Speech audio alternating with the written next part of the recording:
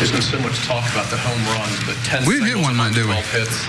Is that one of the things you'll take out of this game, is just the manufacturing of runs? Yeah, just grinding through it. Worley had some big outs for us to bring some, get some tempo back in the game. Little things you take out of, the cutoff man that Joey hit and Ryan knocked down Cabrera there in the middle of their order. Those kind of things go past. So that's the things that we talk about all the time, trying to, Ed needs a pen. Can you believe that? Hotel pens. But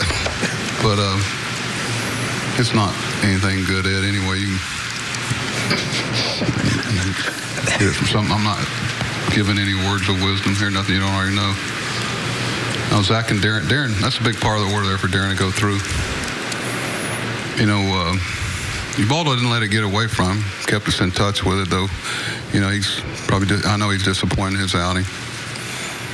But just real proud of how everybody grinded, gave us a shot at it, and got some big hits against some people. Sometimes the best moves you make are the moves you don't make, right? Speaking of Brock's question, isn't it fun to sort of show people that the team is not, a home run, live or die by the home run kind of team? Well, there's some first to thirds going on there. There's some guys that, like I've said before, it's not like they go in a cage or go out and take batting practice working on hitting home runs. It's a byproduct of good approaches and what happens when. But I've said many times, a guy hits 30 home runs and 600-700 plate appearances.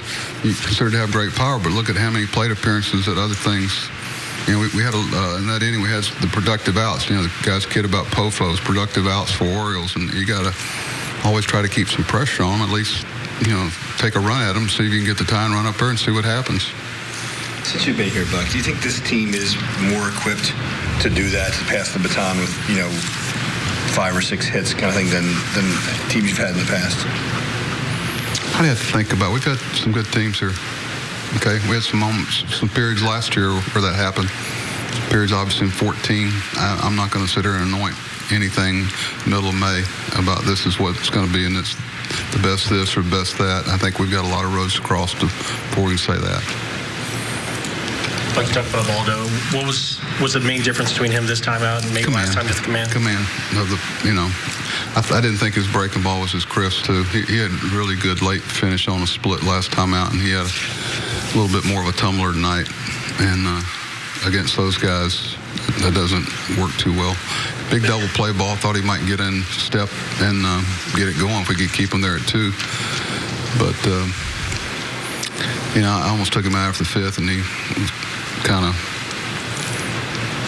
I felt like he had a good 5th inning, wanted to go back out there. And, starting pitchers that have a lot of pride like he does, they really want to try to get, in that 6th or 7th inning, try to keep so many outs left out there for the relievers to get win, lose, or draw. And our guys take a lot of pride in that. And I know he wanted to try to get through the 6th inning for us, so I gave him that opportunity.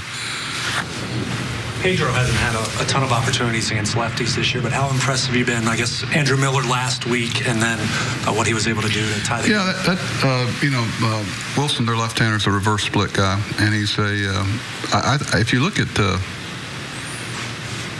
Pedro, for a guy that really has done a lot of platooning, he hasn't shown us those type of at-bats. He sticks his nose in there. Most guys have trouble there. He stays in there, and he wants to be more than that. You're talking about a guy who's first 5 picks in the country, and left-handers, I know it's so funny, we take guys when they first sign and we start platooning them. I remember Mattingly years ago and was 19 years old in Oneonta and wasn't playing against a left-hander, and the guy said, well, there's a left-hand pitcher tonight, and he goes, so? I mean, that's some of our fault as much as them. Because we start creating that mentality, but Pete doesn't look at it that way, and he's had some good at bats this year off left-handers. Depends on kind of which ones they are, just like any hitter. That was a long answer to a short question. We good? All right, sleep fast. Do it again.